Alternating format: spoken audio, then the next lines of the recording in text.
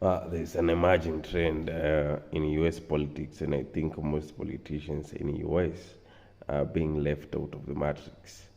The voters or the common American citizen is moving away from politicians who like to ally themselves, to align themselves with Israel.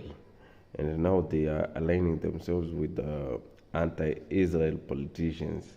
And I think this is something that is confusing the common American politicians. They don't know whether it's a sharp political move to disassociate yourself from Israel,